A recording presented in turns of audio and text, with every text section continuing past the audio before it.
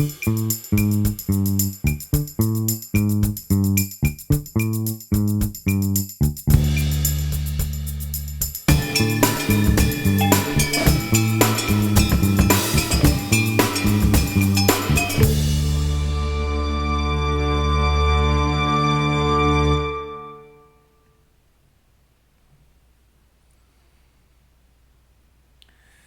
dia, boa tarde, boa noite. Olá, bem-vindos a mais uma noite de experiências no nosso Monday de toda Monday, né?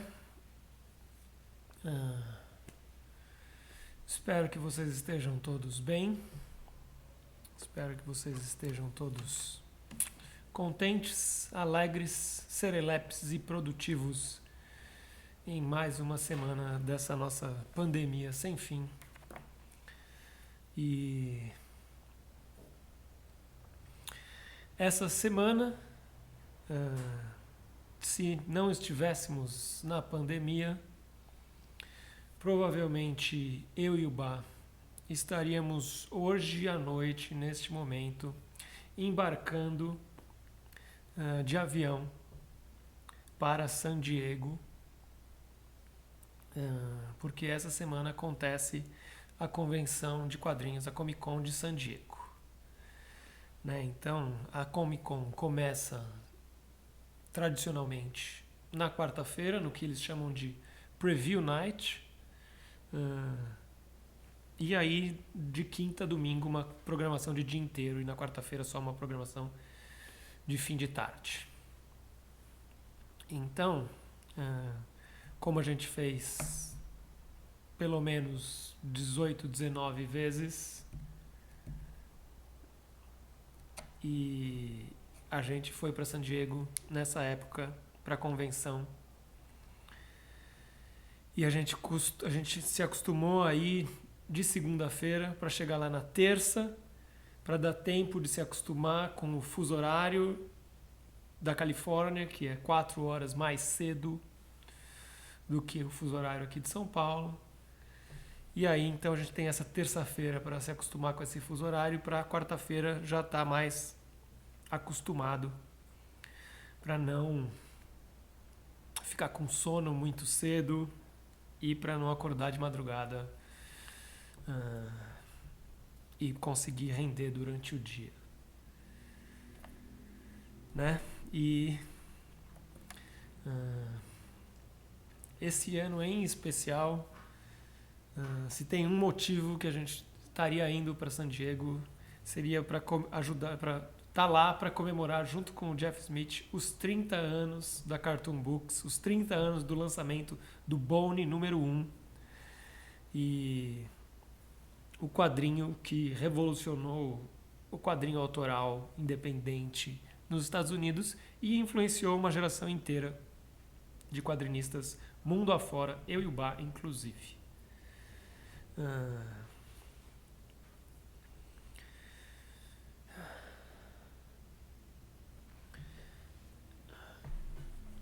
Hoje de manhã, quando eu estava fazendo o meu aquecimento desse Monday,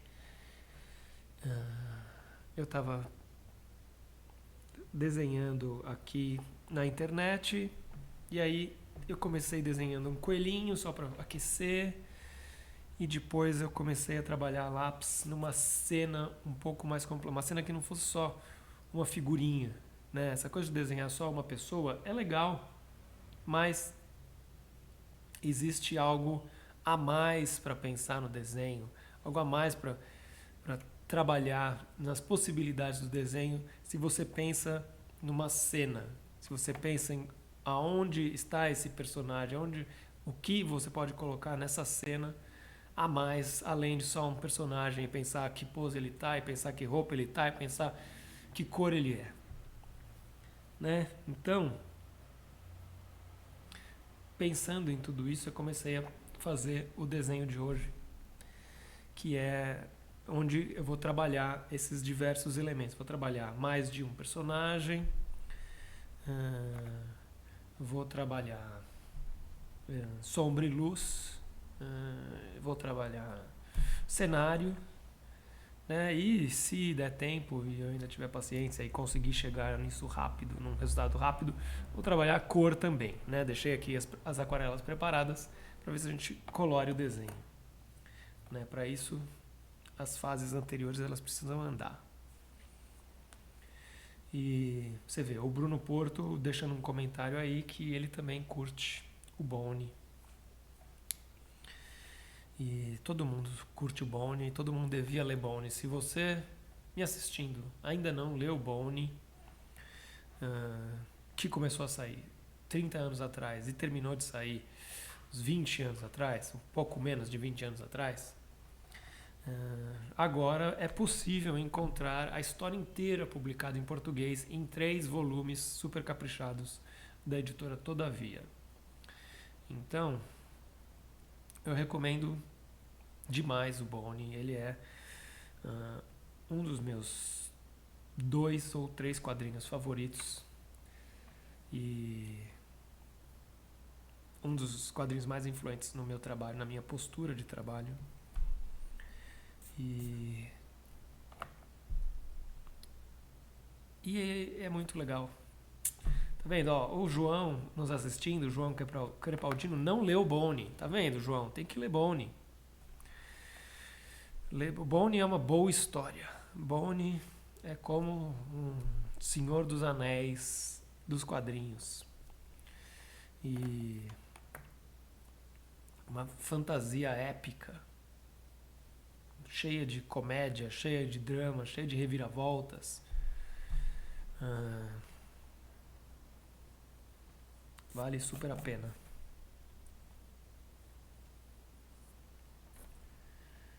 E vamos ver aqui.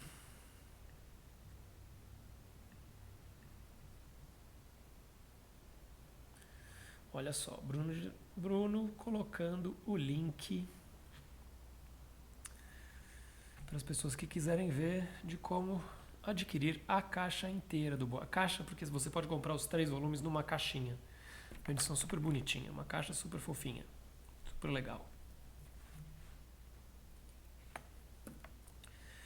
Então, vamos lá. Esse aqui é o desenho que eu estou fazendo. Vou mexer essa luz para melhorar. Aqui. Vamos ver. Vamos dar uma refletida aqui nessa parte do desenho, mas tudo bem. Vou colocar um pouquinho mais perto também.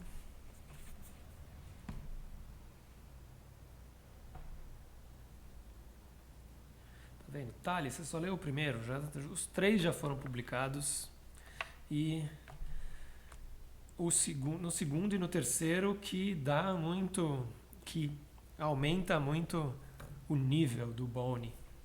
O Jeff Smith já pegou o ritmo, já entendeu essa coisa de publicar, já percebeu que estava fazendo sucesso, já podia se concentrar na história inteira. Deixa eu ver. Eles estão saindo coloridos ou em PB? Bruno, as edições da Todavia, elas são coloridas. Então, é super legal também porque ele foi feito originalmente em preto e branco, mas ele funciona muito bem colorido também. Eu lembro nos anos 90 tinha uma propaganda de uma empresa que coloria gibis por computador, lá nos Estados Unidos, que era a empresa Optics, que era do Steve Oliff. Steve Oliff é um colorista de quadrinhos da velha guarda que coloriu trilhões de coisas. Coloriu a Odisseia Cósmica, coloriu... Não, o que mais ele coloriu? Antes do computador. Antes de começar essa coisa de colorir no computador, o Steve Oliff já trabalhava com quadrinhos. A Odisseia Cósmica ele coloriu com aquarela e aerógrafo, tintas normais, né? E E ele foi um dos pioneiros dessa coisa do da cor com computador. Ah, e investiu muito nisso na época em que a Marvel começou a publicar o Akira em inglês pela primeira vez nos Estados Unidos. E aí ele abriu a Optics, que era essa empresa de colorir, para dar conta de colorir o Akira. E, e aí a Optics, depois de colorir o Akira, foi colorir milhões de outras coisas. Né? Foi colorir o Spawn, que nem o Bá falou, coloria... Outro dia eu tava vendo milhões de outras coisas coloridas por computador. Eles coloriam o Sandman? O Steve Oliff não coloriu o Sandman, não. Mas enfim, ele coloriu um monte de coisa. Coloriu inclusive o Rolando, o gibi que eu e o Bá fizemos nos anos 90. E porque a gente conheceu ele em San Diego, mostramos as páginas, ele curtiu e resolveu colorir. Porque também era outra curiosidade dos anos 90, quando as cores de computador começaram a espalhar por todo canto, é que os preços para colorir uma página para o computador eram todos iguais. Então, alguém que começou a colorir quadrinhos ontem, mas coloria com o computador, cobrava a mesma coisa que alguém que estava colorindo quadrinhos há anos e também estava fazendo cor por computador. Então, o preço do Steve Oliff era o mesmo de qualquer outro colorista de quadrinhos. Então, foi uma das coisas com as quais a gente usou o dinheiro do Sherrick Grant que a gente ganhou para fazer o Holland, foi usar para pagar o Steve Oliff e o assistente dele para eles colorirem o Holland. Então, o Steve Oliff, a empresa dele, coloriu Max também, do Sam Keefe, que saiu nos anos 90. E eles tinham uma propaganda que era assim: The better you draw, the better we color. Que quer dizer, quanto melhor você desenhar, melhor a gente colore. E é nesse pensamento que a gente volta pro Bone. O Bone é tão bom em preto e branco que ele é um prato cheio para coloristas acrescentarem uma camada de cor. Né? É difícil um quadrinho que não funciona em preto e branco ficar melhor colorido, dá trabalho de colorir, tem que tentar consertar coisas. E o Bone, ele funcionava tão bem em preto e branco que a cor só ajudava a dar o clima. Então, e essa propaganda da Optics, ela ficou muito marcada na nossa cabeça. Então, quando a gente pensa num trabalho, a gente pensa primeiro em preto e branco, porque a gente gosta de preto e branco, porque a gente cresceu lendo Laerte em preto e branco, cresceu lendo Chiclete com Banana, Piratas do Tietê, milhões de outras coisas em preto e branco, e aí pulou pro Bone em preto e branco, pro Sin City em preto e branco, pro Hellboy originalmente em preto e branco, então pro Akira em preto e branco e depois colorido. Então a gente ficou com essa coisa de se funcionar em preto e branco, aí tudo bem, aí depois a gente pensa no colorido, mas primeiro tem que funcionar em preto e branco.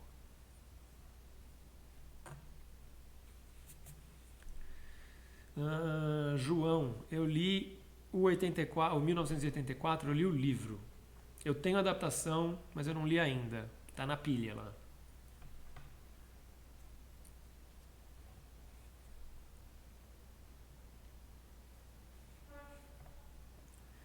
Ó, aqui no desenho tem um espaço aqui que eu apaguei, que tinha uma pessoa, um rascunho de uma pessoa.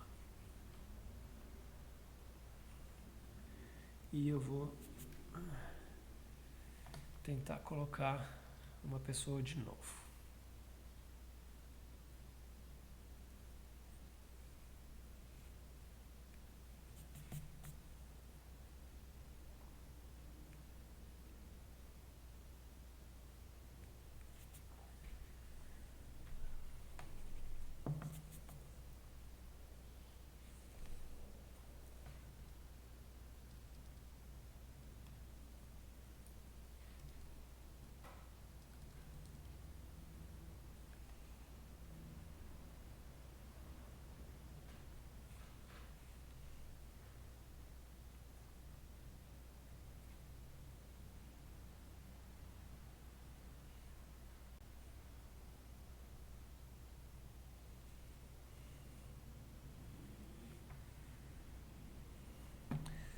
cabeça tem que ficar um pouquinho mais para cima para funcionar com essa perspectiva aqui.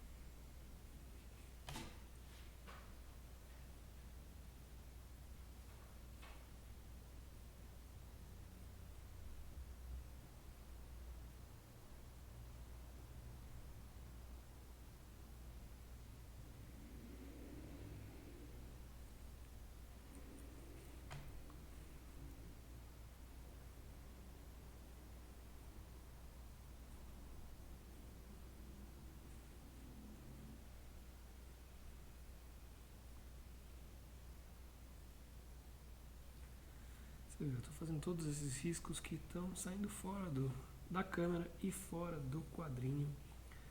Mas é meio que para tentar entender onde vai esse braço.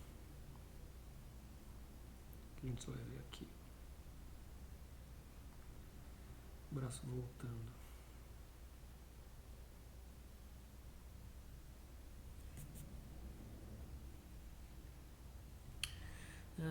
Perguntando pessoas. Já leu Mort Cinder? Eu curto Mort Cinder. Eu acho legal.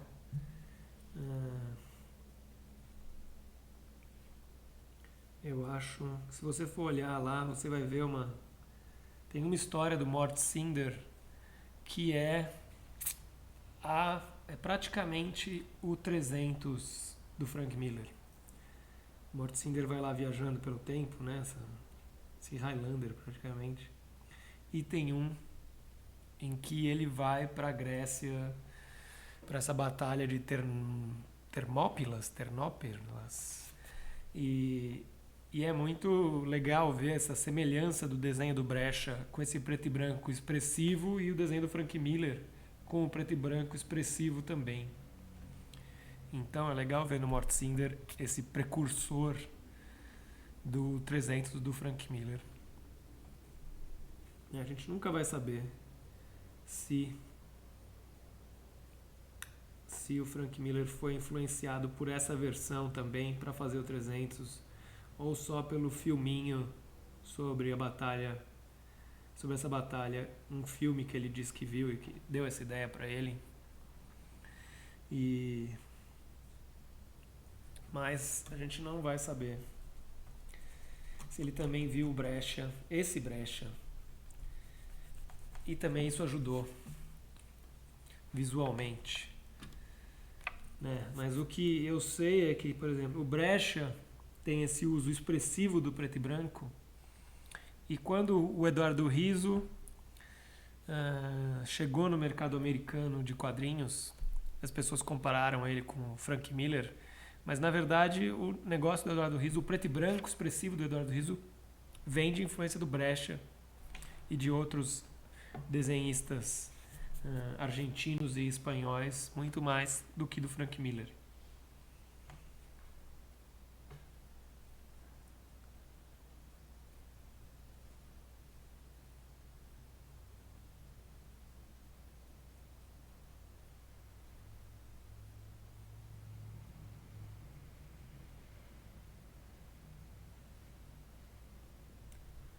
Pessoal do grupo de risco aparecendo aí.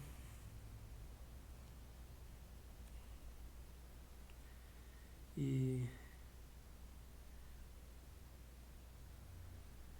se você acha que o Miller estava consciente do trabalho do Brecha, isso pode ser, mas eu nunca desconsidero como era difícil saber tudo o que estava sendo produzido antes da internet existir. Né? Antes da internet existir, você podia estar querendo fazer coisas muito parecidas com o que alguém fazia do outro lado do mundo e você nem sabia. Você nem tinha ideia. E então, você ouve em entrevistas sobre entrevistas com, sei lá, outros escritores da mesma época do Frank Miller, outros desenhistas da mesma época do Frank Miller, outras pessoas que estavam lá no final dos anos 70 e começo dos anos 80 em Nova York, trabalhando, dividiam estúdios com o Frank Miller. E aí você descobre histórias sobre um dos caras que trabalhava no estúdio com o Frank Miller, ele tinha uma descendência japonesa, então ascendência japonesa, então de vez em quando ele ia em umas lojas de quadrinhos e comprava uns gibis japoneses. E aí ele trouxe uma vez o Lobo Solitário. Né? E foi meio que assim que o Frank Miller e milhões de outras pessoas daquele estúdio descobriram o Lobo Solitário, que foi uma das grandes influências para o Frank Miller querer fazer o Ronin. Né? Tanto que depois, quando começaram a publicar o Lobo Solitário nos Estados Unidos, o Frank Miller, que já tinha ficado famoso fazendo Cavaleiro das Trevas, Ronin e o Demolidor, ele desenhou capas do Lobo Solitário para que as capas chamassem a atenção dos leitores dele para esse gibi, que também é outro incrível, recomendo, se você não leu o Lobo Solitário, vá ler Lobo Solitário.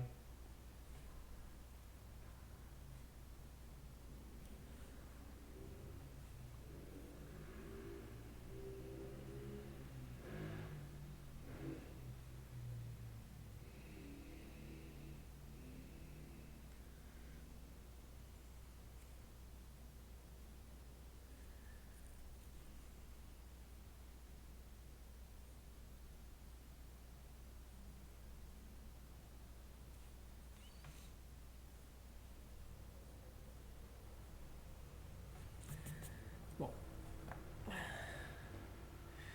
isso aqui quase não dá pra ver nada, assim.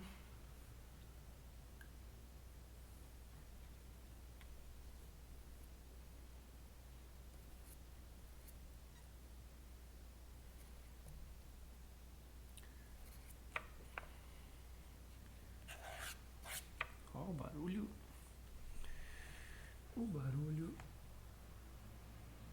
do bico de pena.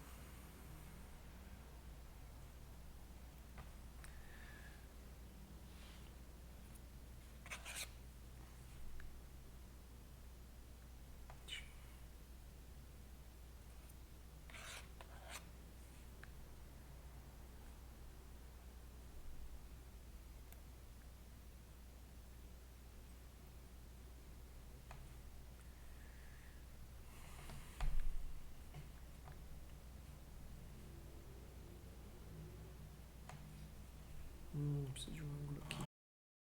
Eu vou voltar pro desenho já, sem mais delongas.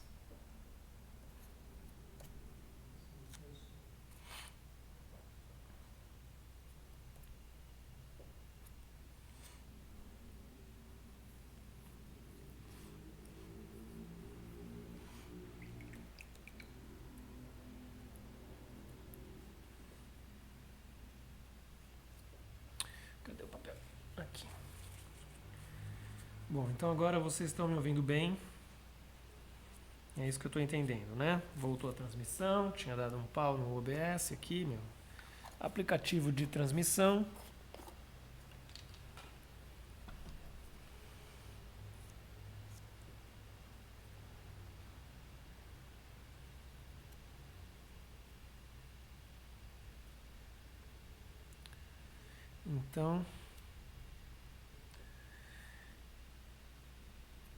Então agora voltamos à transmissão normal e eu já mudei do bico de pena pro pincel, porque é isso, para ter certeza que eu vou conseguir terminar o desenho antes que dê outro problema, eu vou usar a ferramenta com que eu tenho mais familiaridade, que eu desenho mais rápido.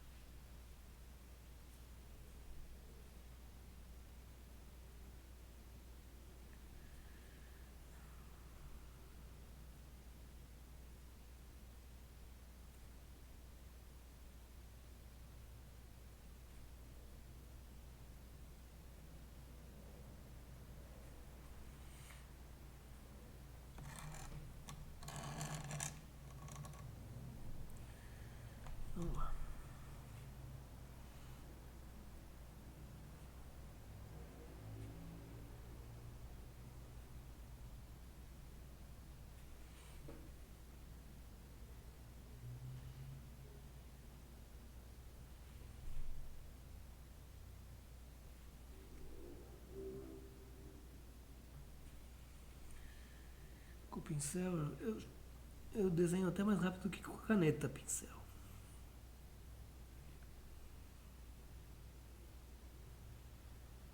Mesmo tendo que voltar constantemente para o potinho de nanquim, para colocar mais nanquim.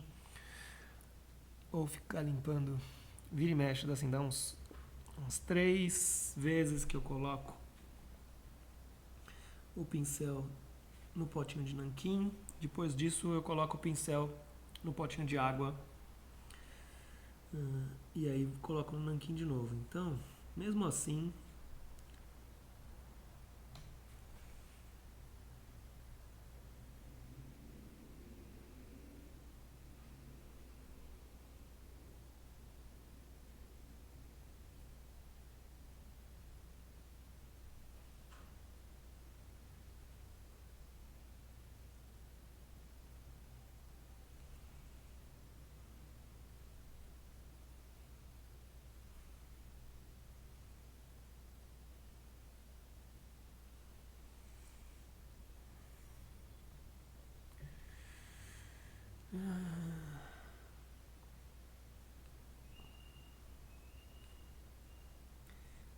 esse pincel aqui tem umas cerdas de pelo de Marta. Marta, segundo Bach, é um tipo de raposa. É o rabo da raposa.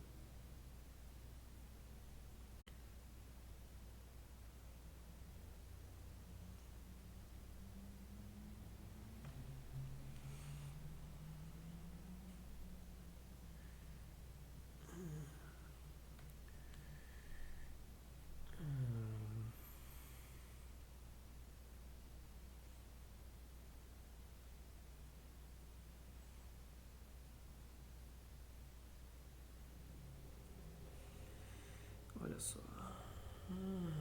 André, animador. Sim, eu sou o cara que desenha quadrinhos, que trabalha com o irmão gêmeo. Aham.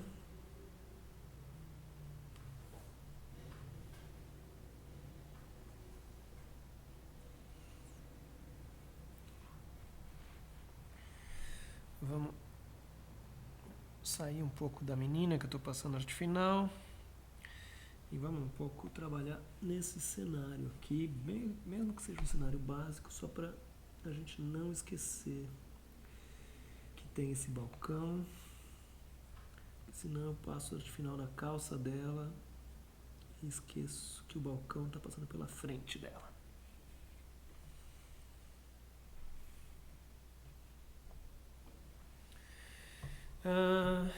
Tá, Alice, tem algum lugar que dá pra ver meus originais pela internet em alta resolução?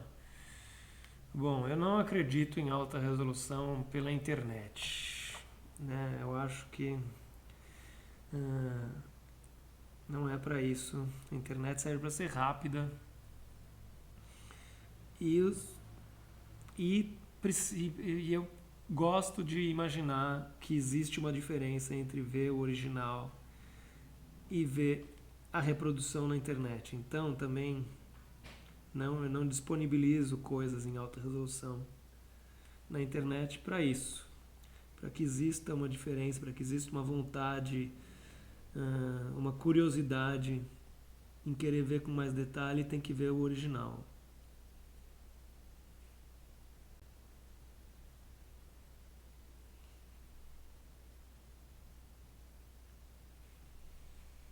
Mas eu estou aqui desenhando o original, né? Então dá pra ver muito mais do que qualquer outra coisa. Dá pra ver o lápis e dá pra ver do que do lápis sobrevive depois que eu passo a arte final. E o que depois eu vou apagar antes de fazer a cor.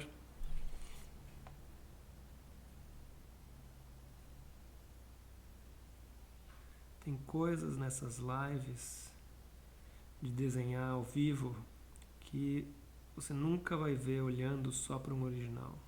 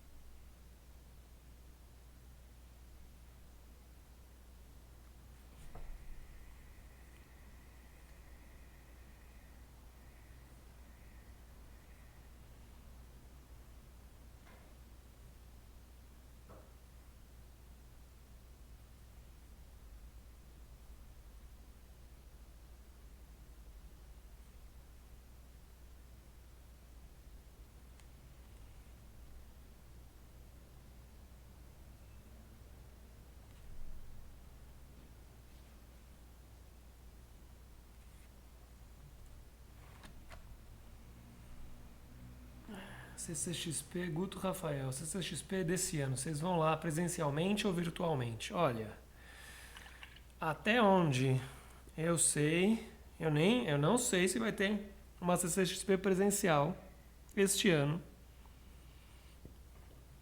Mas existe uma grande chance de que, se tiver, a gente não vai estar lá. E se tiver uma CCXP virtual, é capaz a gente não estar lá também. E por mais que a gente esteja aí com saudade de eventos, saudade de convenção, uma das coisas que a gente está tentando fazer esse ano é focar no trabalho para ter novos livros. E um dos jeitos de focar no trabalho é não ir às convenções.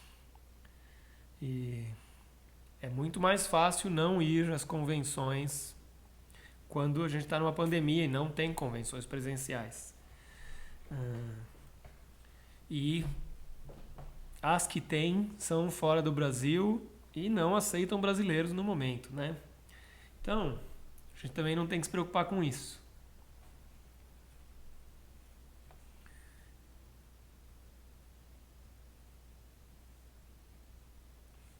Eu me preocupo só que as pessoas se vacinem para que no futuro a gente possa considerar em se encontrar de novo com segurança, com alegria e com quadrinhos novos, né, de preferência. Né, não ia ser legal? Eu adoro todas as minhas histórias. Eu gosto de todos os quadrinhos que eu já fiz. Até os que eu não escrevi e que talvez eu não goste exatamente 100% da história. Mas eu gosto de ter feito todos esses quadrinhos. Eu tenho milhões de histórias para contar sobre fazer todos esses quadrinhos. Mas eu tenho muito mais vontade de falar sobre novas histórias do que contar histórias sobre as histórias de novo e de novo e de novo e de novo. Eu tenho uma vontade muito grande em ter uma nova história para responder perguntas sobre essa nova história, para que as pessoas possam descobrir essa nova história. E então, estou tentando aproveitar essa pandemia para finalmente trabalhar em novas histórias, né?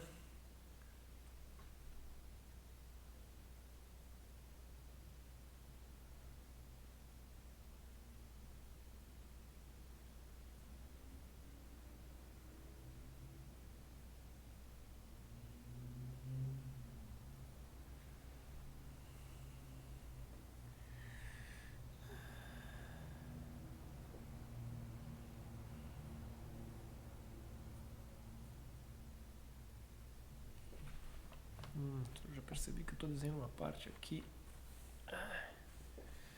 que não está mostrando.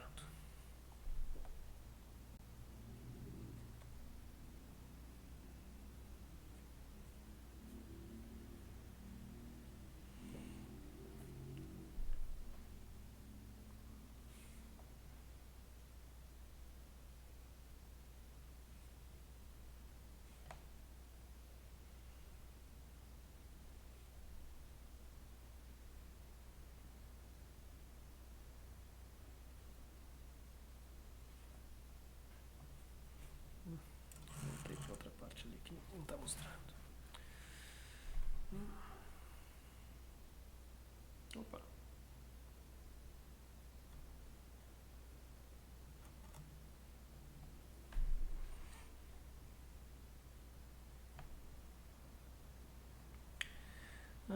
Bruno, eu acho que minha arte final, eu acho que tem muita coisa do meu desenho que só surge na arte final. Então, o lápis está lá para ajudar Mas eu tento não colocar muita coisa no lápis porque o lápis funciona muito diferente do pincel. Então, você pega, sei lá, ó, vamos ver, vou fazer essa figura aqui do lado atrás da menina tem uma outra menina. Vamos ver. Então, você vê que quase não tem coisa aí, quase não tem lápis, tem uns risquinhos, mas tem muita coisa que não está definida ainda. Por exemplo, que o cabelo vai ser escuro. Se o cabelo vai ser escuro, existe aí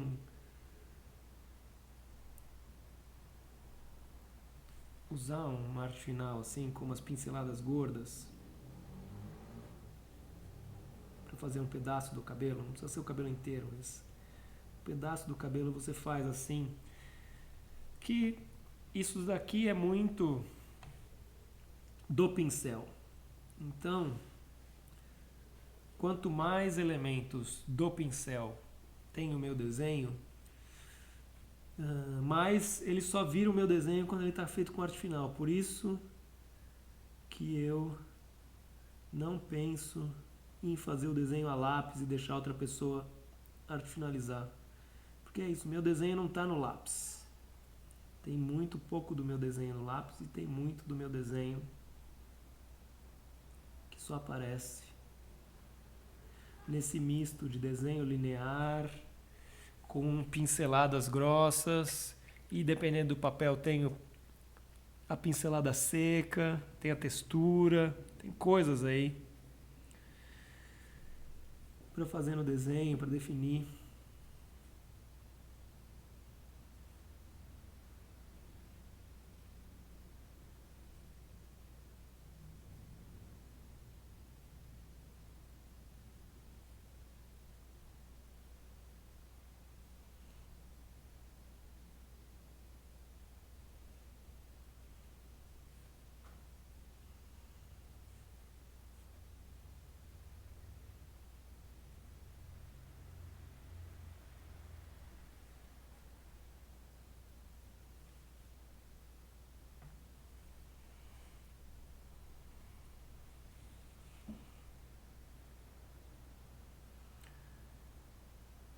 Aí o que eu tento fazer no meu desenho é que eu tento pensar na cor do mesmo jeito que eu penso na arte final. Então, se eu vou colorir o desenho à mão, eu tento deixar alguma coisa na cor, deixar alguma coisa para a cor preencher, para a cor inventar no desenho. Né? Que nem tem coisas que só a arte final vai preencher no desenho, eu tento deixar algumas coisas para só a cor preencher. Como, por exemplo, esse pedaço de baixo do cabelo dela. Eu posso deixar só para a cor preencher, para dar esse volume, inclusive para que esse volume seja uma pincelada mais expressiva, mais abstrata. E aí a pincelada cria essa massa que vira esse cabelo, não precisa ficar desenhando todo o fio.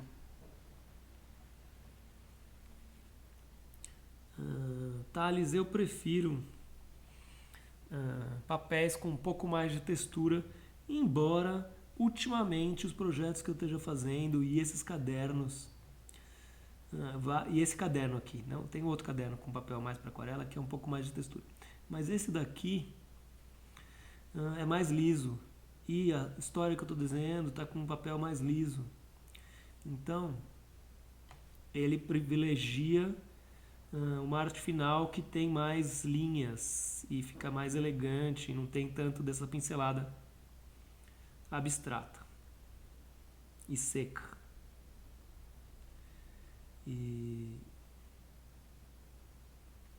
Mas os dois papéis têm suas vantagens. O papel mais com uma textura maior, ele dá para você ser mais expressivo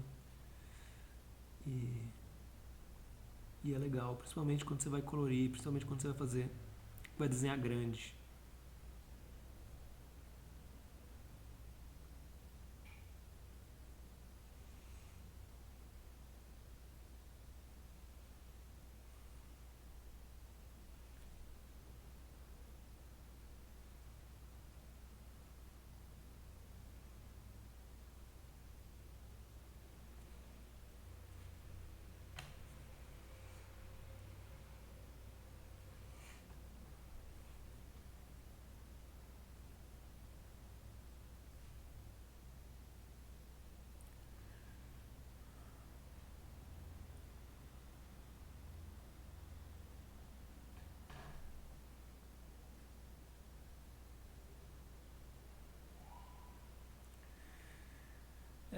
são essa coisa da a cor. Quando você vai colocar a cor, é uma etapa a mais para você pensar que tem que funcionar com as outras etapas. E mas é que nem eu falei antes, né? Tem que funcionar em preto e branco. Se funcionar em preto e branco, a chance de funcionar colorido é maior.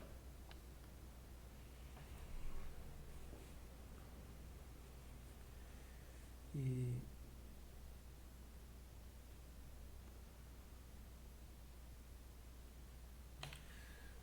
João, essa personagem que eu estou desenhando, ela não é uma personagem de nenhuma história. Ela parece.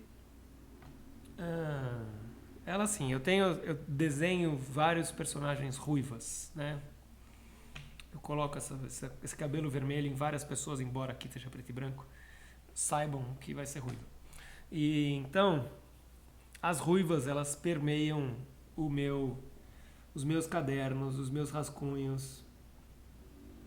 E então, sempre tem uma ruiva. Se eu podendo, eu coloco uma ruiva nesses desenhos, porque eu acho que é uma cor que funciona bem. E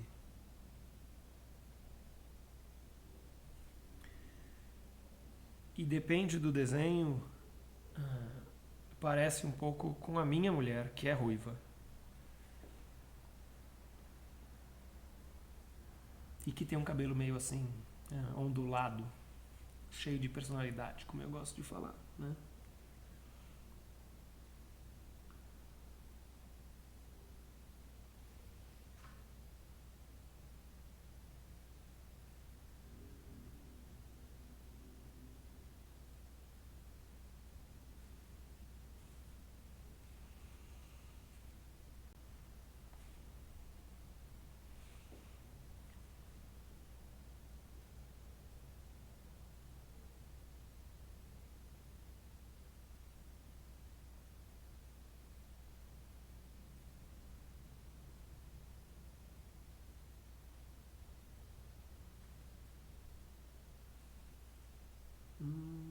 Bom, aqui tinha essa pessoa aqui, esqueci, não vi aqui. Ó, aqui eu fiz aquela pessoinha que estava atrás, mas tem aqui uma cabeça na frente. Que se antes não ia ter cabelo escuro, agora vai. Vou colocar um cabelo aqui na frente.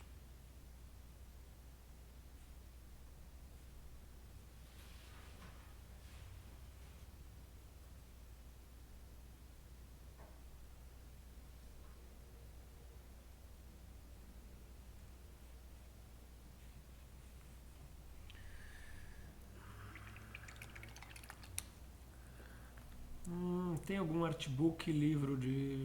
Se eu tenho um artbook ou livro de sketches? Então, não tenho. Não tenho artbook, livro de sketches.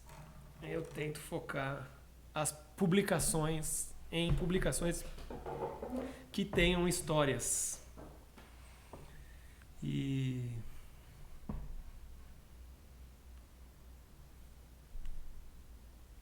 então eu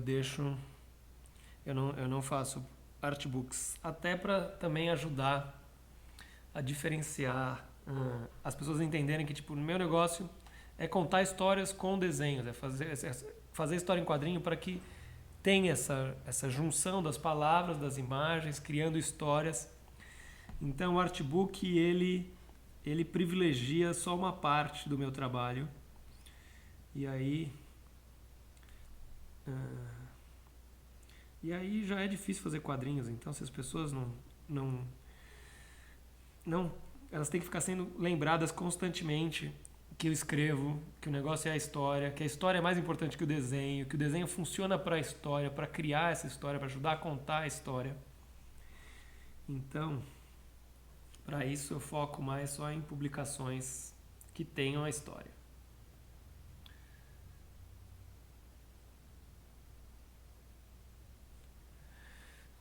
Guto pergunta sobre o Umbrella Academy. A terceira temporada vai ser lançada antes do do quarto livro do Umbrella Academy, ó, talvez, né, você tem centenas de pessoas trabalhando numa temporada do Umbrella Academy, enquanto você tem o Bayer e o Gerard trabalhando no novo livro. Então, centenas de pessoas fazem um trabalho mais rápido do que o trabalho manual do novo livro. Então, mesmo o Bá e o Gerard estando trabalhando no novo livro, provavelmente a temporada vai ficar pronta antes, capaz de sair antes. A menos que alguém da Netflix resolva que fica pronto, mas não sai antes. Né? Isso também pode acontecer, a gente nunca sabe.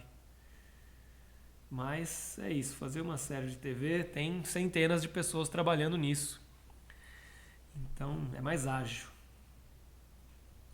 E fazer quadrinhos, quadrinho autoral, não é tão ágil.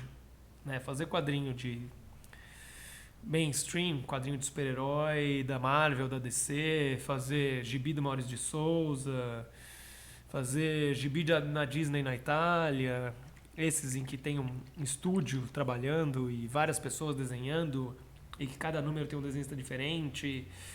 Todas essas variações sobre fazer quadrinhos em escala industrial, o quadrinho sai mais rápido. Mas não é o caso do Umbrella. Não é o caso da história que eu e o Bá estamos fazendo, então esses quadrinhos demoram mais.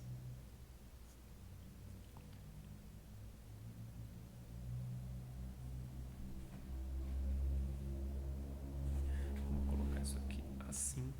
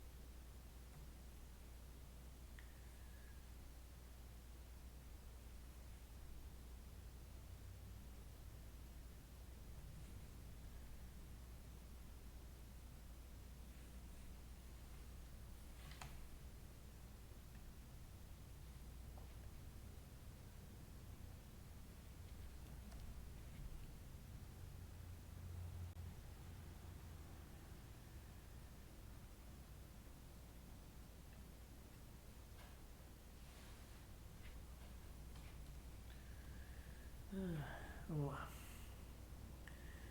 Isso aqui assim.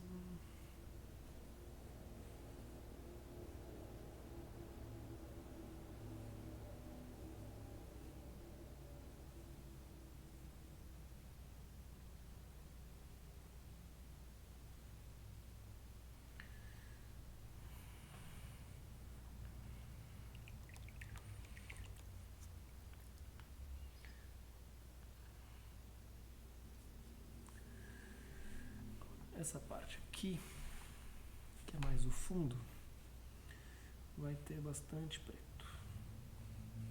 Embora não tenha tanto preto como se fosse só preto e branco, né? Então, eu posso pensar num preto que vem até aqui, assim.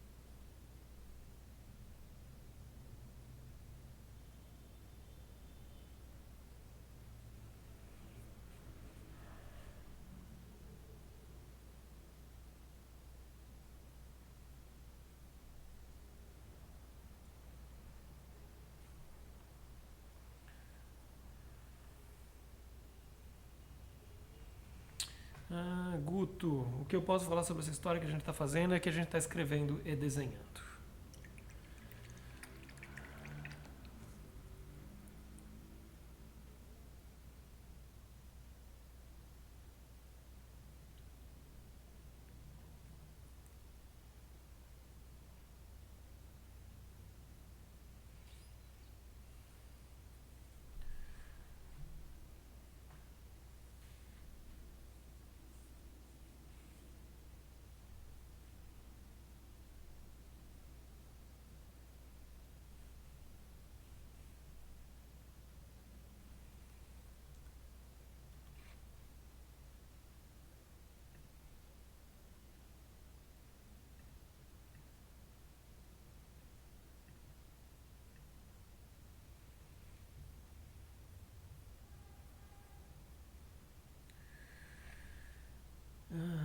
Alguma dica para facilitar a separação de planos na arte final com o pincel? É só prática mesmo. Olha, Thales, é prática.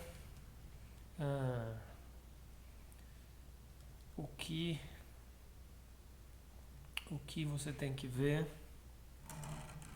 é que, por exemplo, eu não separei, ó, os planos, eles ainda não estão exatamente separados aqui fora que eu comecei, que eu joguei aquele preto lá, para já com certeza criar um fundo que vai ser escuro. Então, estamos aqui dentro de um bar. O fundo é escuro, vai ter uma fonte de luz dessa porta. Então essa figura aqui, ó, com uma cartola, vai ter uma contraluz.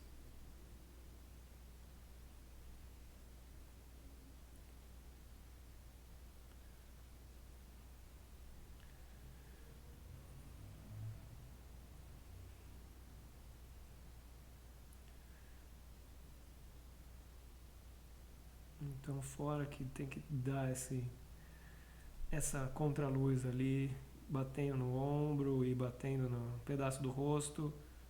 Ele pode ser só também uma mancha preta.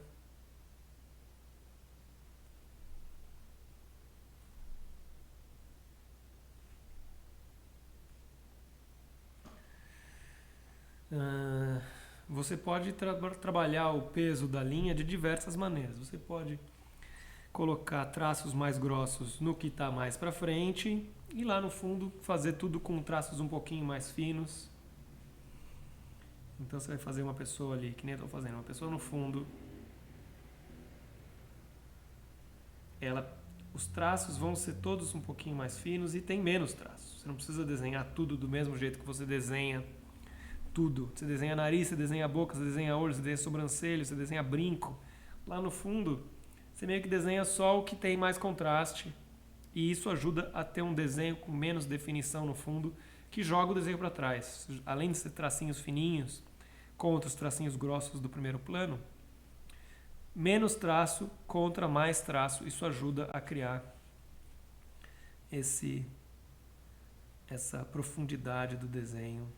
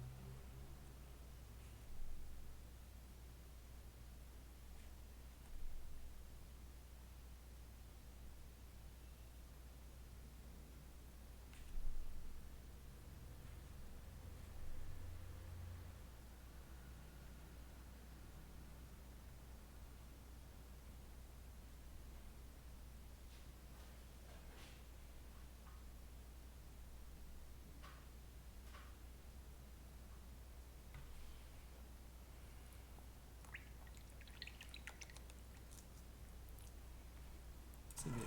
Eu vou chegar perto aqui. As pessoas no fundo, elas são umas manchas com uns risquinhos. É muito mais um conjunto de manchas e risquinhos do que ficar desenhando toda a pessoa direitinho. Aqui eu vou jogar esses risquinhos.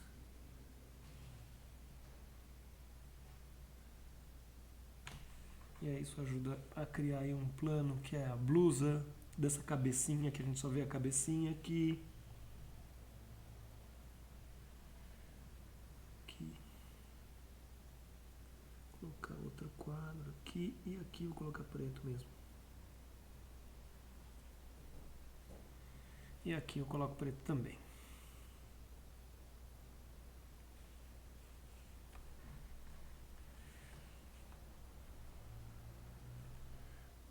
Aqui eu coloco preto para um cabelo preto. Vou colocar um óculos escuro também nessa pessoa aqui, que nem aqui.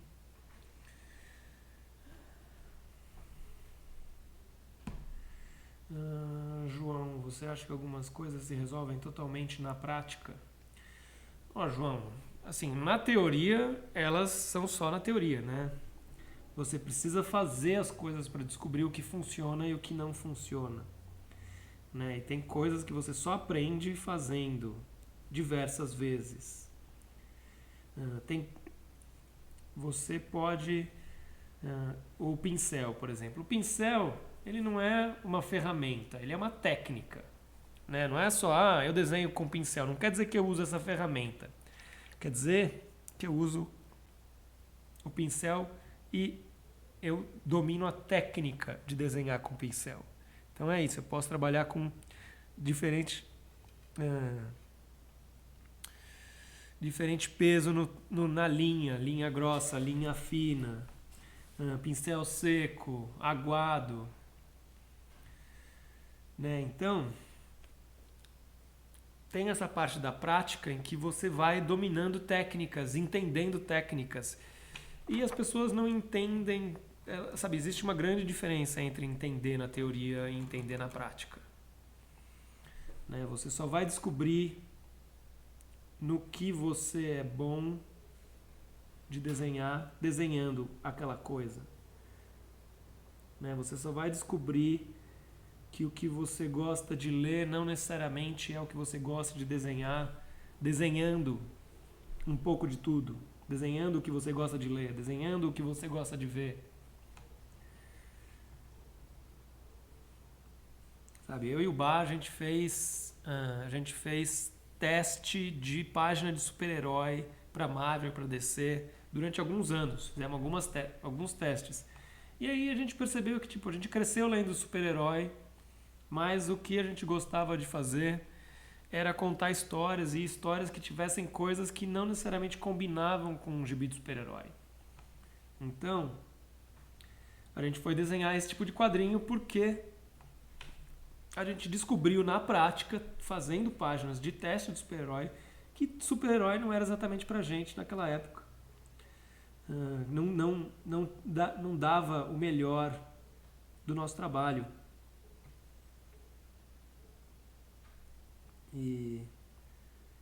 Mas era uma coisa que, quando a gente era criança, quando a gente era jovem, a gente queria desenhar super-herói porque era o que a gente lia, era o que a gente mais lia.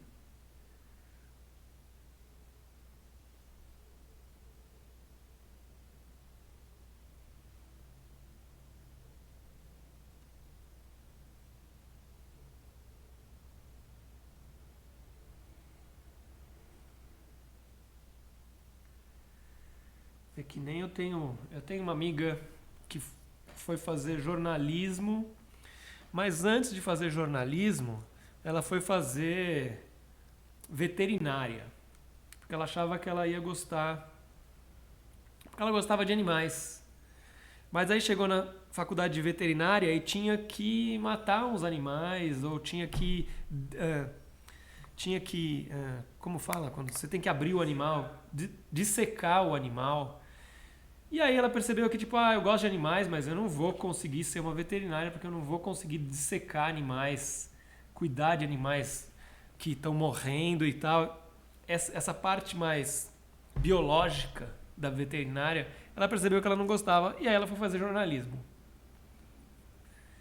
E então tem coisas que você só vai aprender na prática.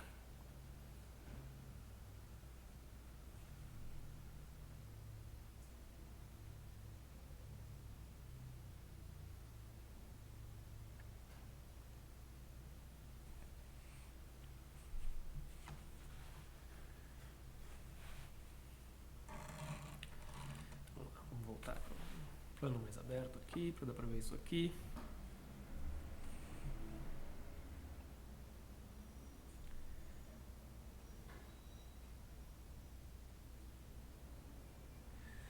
Por exemplo, uma época eu estudei cinema.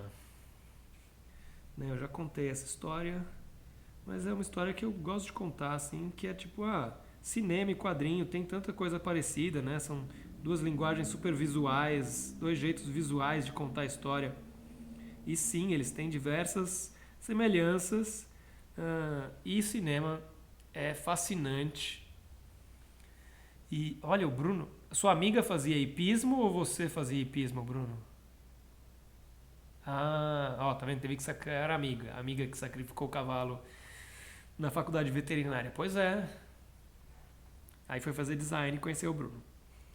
E então, eu estudava cinema. Estudei cinema, queria fazer filme, queria dirigir filme. Aí fui estudar cinema e descobri que, tipo, no cinema, a ideia do que você tem, do que é contar história quando você faz história em quadrinhos, é diferente do que é contar história quando você faz cinema. Né? Então, no cinema, o diretor, ele tem... o cinema, ele é a visão do diretor. Né? O diretor decide qual é o look do filme, as escolhas que você precisa fazer para transformar um roteiro num filme. Quem tem que fazer essas escolhas, quem tem que saber fazer essas escolhas é o diretor. Então, ele é o cara que tem controle. Mas ele nem sempre é o cara que escreveu o roteiro. Às vezes o cara que escreveu o roteiro, ele é o roteirista. E além dele ser o diretor, tem o diretor de fotografia, que é outro cara. Ou pode ser outro cara, não precisa ser a mesma pessoa. Que tem que escolher as lentes, tem que escolher o filme, tem que escolher a iluminação, junto com a pessoa que cuida da iluminação. Né? E aí a pessoa que cuida do figurino escolhe as roupas. E a pessoa que cuida do cenário constrói o cenário ou encontra locações junto com a pessoa que é responsável por procurar locações. Né? E aí você faz teste com centenas de pessoas para escolher os seus atores que vão fazer os seus personagens. E os seus atores têm personalidade, têm talento, têm problemas pessoais que entram ou saem da história. E tudo isso é o bolo que você faz o filme e depois tem o editor que monta isso aí, pode reestruturar a história do jeito que quiser, com outro ritmo. E aí, junto com isso, tem o cara que faz a música, que acrescenta aí essa camada emocional que a música traz ou não. E tudo isso junto com o pessoal que produz o filme, que ajuda a angariar dinheiro, ou põe dinheiro, e por pôr dinheiro acha que pode dar opinião no filme, e às vezes pode, porque às vezes tem mais experiência do que você, no que o mercado precisa, no que tipo de filme você falou que ia fazer e como vende esse tipo de filme. Então eu descobri que fazer filme é um negócio que envolve dezenas ou centenas de pessoas. Todas elas trabalhando para o mesmo filme. Cada uma talvez com uma visão diferente do que é o filme que eles estão fazendo. E nada disso garante que vai virar um bom filme. Porque são centenas de pessoas trabalhando. São muito mais bolinhas para ficar equilibrando no ar do que se você faz quadrinhos onde você pode ser a única bolinha. Você escreve, você desenha, você determina a cara dos personagens, você determina o cenário, você determina a luz e sombra, o ritmo, a direção de arte. Então, para o quadrinho dar certo só depende de você, para o quadrinho dar errado só depende de você. E para o filme depende de centenas de pessoas. E aí, para começar a fazer um filme de uma maneira independente, é meio parecido com começar a fazer quadrinhos de uma maneira independente. Você faz do jeito que dá. Só que do jeito que dá, num filme, às vezes pode ficar tosco, com uma facilidade muito maior. Então você chama os seus amigos para fazerem filme com você e você não tem dinheiro para contratar seus amigos, então eles fazem na brodagem, mas isso pode querer dizer que eles não vão colocar aquele empenho do que se eles estivessem sendo pagos para fazer aquilo, mas é o que dá para fazer no começo de carreira de quem faz filme. Então sai todo mundo fazendo mais ou menos o que eles podem e não o melhor do que eles podem. E nos quadrinhos, o cara que faz seu primeiro quadrinho independente em preto e branco pode fazer um quadrinho tão bom quanto alguém que está publicando numa editora ou alguém que faz quadrinhos há 100 anos, porque só depende dele. E aí ele pode ter esse talento inicial desde o começo e fazer um quadrinho que chama atenção logo de cara, sozinho. Então eu percebi que nos quadrinhos eu tinha mais controle pelas histórias que eu estava contando e que eu não dependia de tanta gente para conseguir contar as minhas histórias. Se desse certo, legal, e se desse errado, a culpa era só minha, era mais fácil de ver o que tem que melhorar, o que tem que mudar. Então, na prática, descobri que eu preferia fazer histórias em quadrinhos e ter esse controle do que fazer cinema e não saber qual é que era, se eu ia conseguir contar as histórias que eu queria.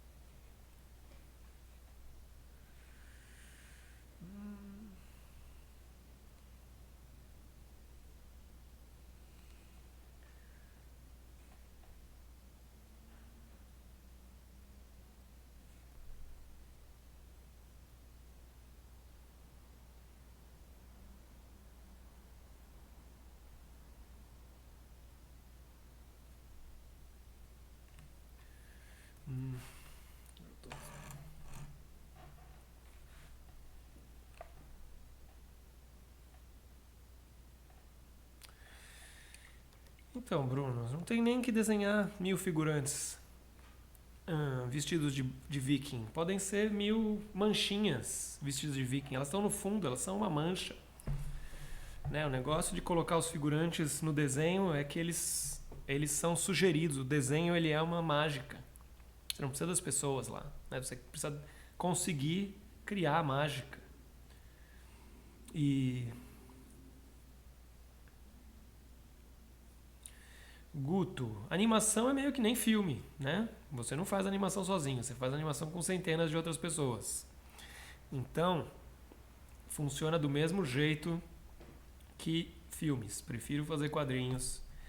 E aí, as pessoas que fazem animação, que trabalham em estúdios de animação, elas podem querer adaptar os meus quadrinhos e fazerem uma animação deles. E aí, elas, que têm os estúdios, que trabalham com um monte de gente, fazem uma animação. Mas eu não consigo fazer 2 desenhos parecidos. Imagina fazer 24 para fazer 1 segundo. É um outro pensamento.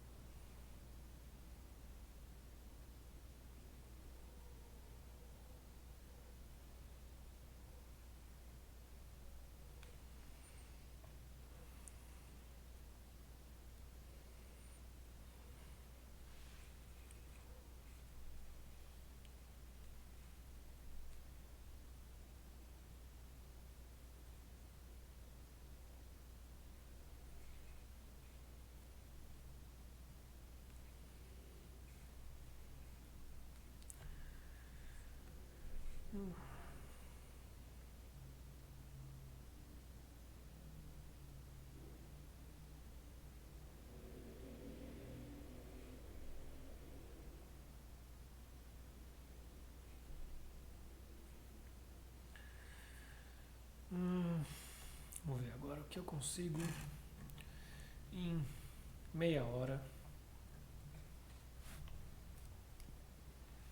colocar de cor nisso aqui.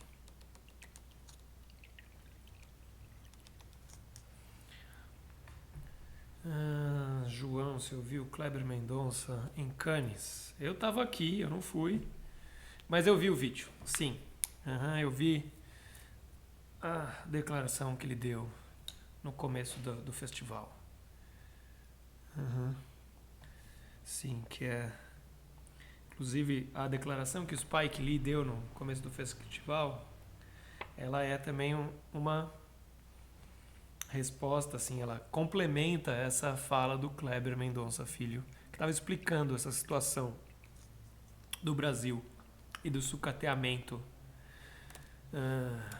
da cultura e, no caso dele, do cinema, né? E aí ele estava falando desse descaso do governo atual com a cultura e com o cinema, em específico porque o cinema é o que tem a maior janela, né? E a Cinemateca aqui no Brasil, ela tá aqui em São Paulo, ela tá abandonada,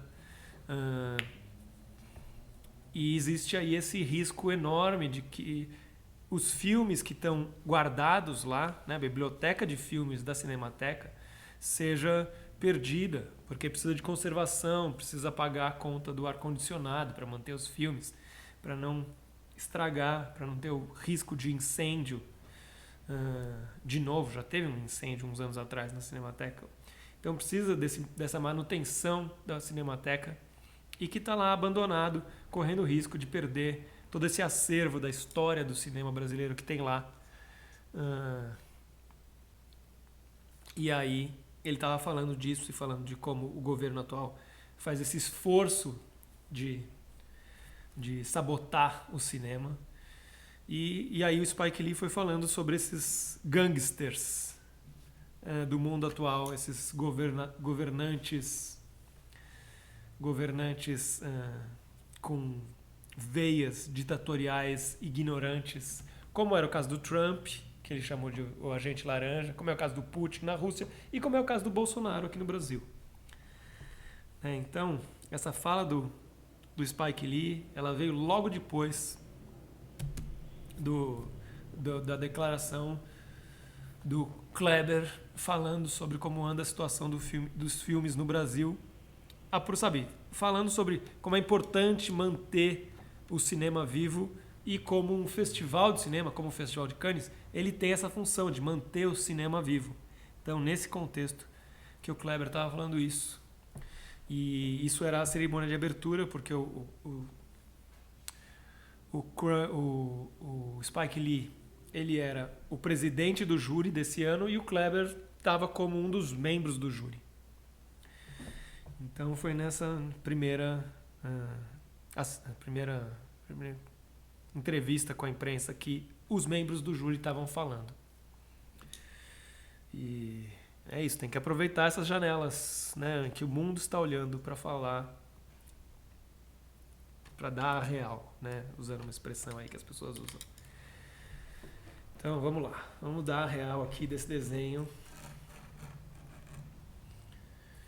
e vamos ver o que eu posso, como eu posso pensar na cor para ajudar no clima, nos planos e nos detalhes do desenho.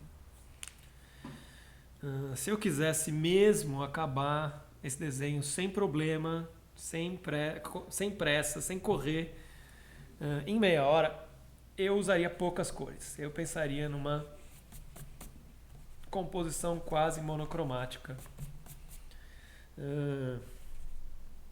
O que não tô falando que eu não vou fazer, talvez eu faça, né? E aí, como eu posso ajudar esse desenho com a cor, né? Vamos afastar essa aqui. Essas bolas aqui, elas são luzes, né? Como se fossem luzes luminárias dentro desse ambiente. Então, a luz vem daqui. mas não precisa ser uma luz que ilumina bastante, pode ser uma luz mais expressiva. Então, pode ser um alaranjado ou avermelhado, que aí tudo fica meio alaranjado avermelhado. Né? Então a luz vem daqui, então a luz vem meio de cima. Vamos pensar que essa luz ela está mais perto desse balcão, de onde estão essas meninas. Então, todas as pessoas aqui no fundo, elas não têm tanto essa luz, elas podem estar mais escuras. E aí, que nem eu falei, eu quero uma outra fonte de luz vindo dessa porta que está branca aqui. Então, no preto e branco, ela já está branca, então ela já é uma fonte de luz. E aí, eu só preciso lembrar disso na hora de colorir, manter isso como uma fonte de luz, para que as pessoas vejam que tipo tem um cara chegando aqui, tem uma pessoa chegando aqui, e isso pode ter essa cara de narrativa. Assim, se a fonte de luz está aqui e aqui tem uma outra fonte de luz, então a pessoa aqui vai vir conversar com as pessoas aqui, né? E aí, que nem eu falei, se eu quiser terminar tudo isso hoje, rápido, eu vou jogar uns vermelhos e uns roxos e uns azulados para o que for meio escurão, e talvez uns amarelos para o que for a luz, né? Tentar não deixar nenhum branco, porque isso eu quero que seja uma cena de um bar à noite, escuro. Então, o mais claro não vai ser branco, o mais claro já é uma cor, e aí o resto, a sombra, é outra cor, e tudo vai virando cor.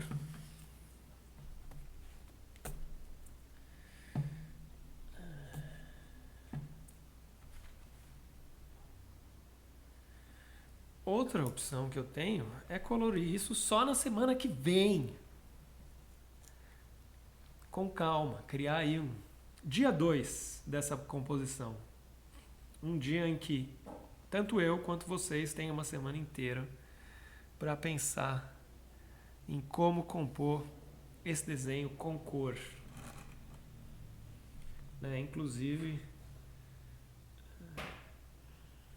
quem sabe eu pego, escaneio esse desenho, coloco na internet e aí as pessoas podem fazer as suas versões dessa cor. Né? Quem sabe as pessoas desenham em preto e branco, desenham as pessoas que colorem no computador, podem se aventurar.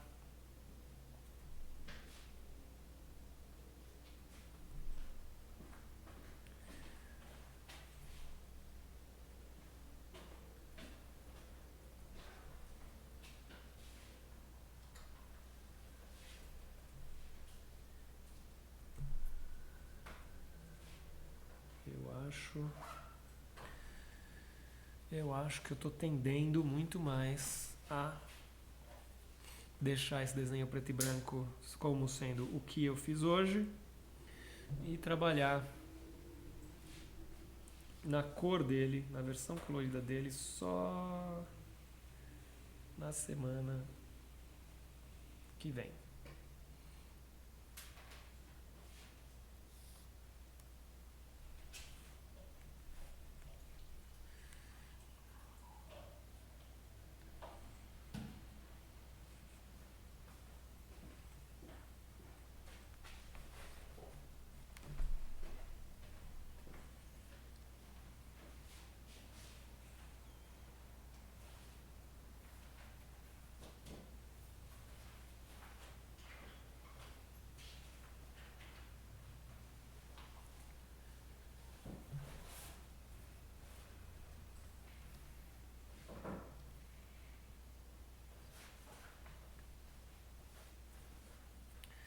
E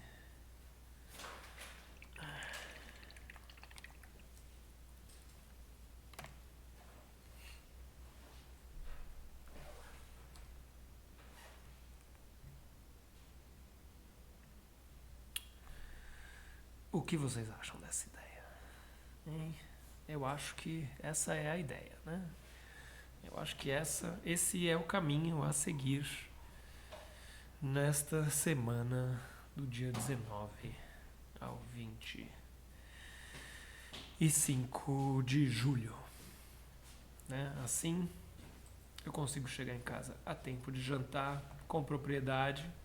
Ó, o bar aparecendo aqui nesse fim da live. Estava lá embaixo trabalhando um pouco na nova história durante um tempo. Provavelmente também ouvindo um pouco da live.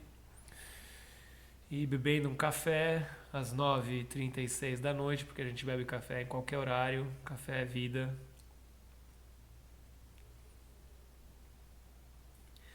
E o bar bebendo café na xícara do Umbrella Academy. Então, antes de terminar, vamos dar uma outra olhada em como tá ficando. Boné do Umbrella Academy, gorro do Umbrella Academy. Né? Em algum lugar por aí tem a máscara para sair na rua do Umbrella Academy, que a gente tem usado. Então, recapitulando. Este desenho, eu vou colocar uma versão um pouco mais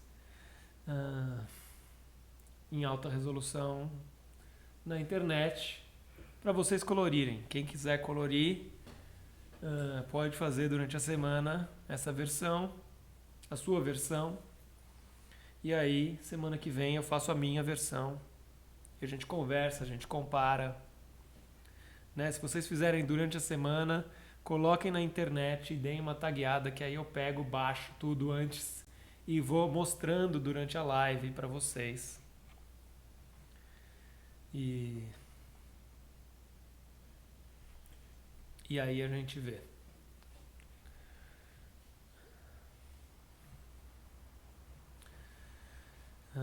Bom,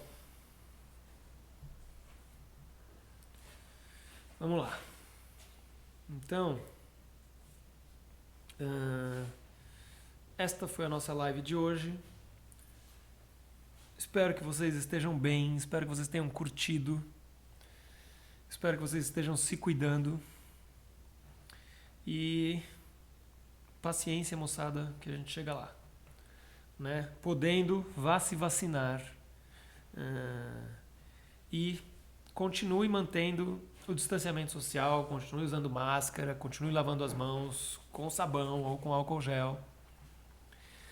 E vamos que vamos.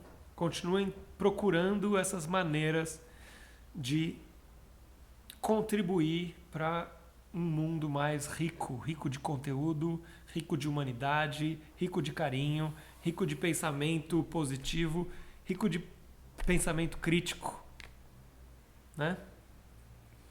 E aí, assim a gente vai tentando mudar o que der,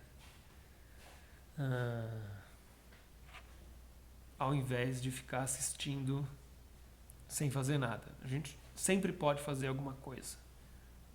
De pouquinho em pouquinho a gente vai fazendo alguma coisa e as coisas vão mudando, né? As coisas não mudam sozinhas. Então, por menos que seja a nossa participação, que pareça ser a nossa participação, ela é fundamental. Então, devemos participar desse mundo que a gente vive, mesmo à distância, mesmo em isolamento, mesmo só virtualmente. Então, faça a sua parte. Né? E eu tento fazer a minha e a gente vai vivendo e descobrindo coisas juntos, né? Então, para vocês que ficam, até semana que vem e tchau, tchau.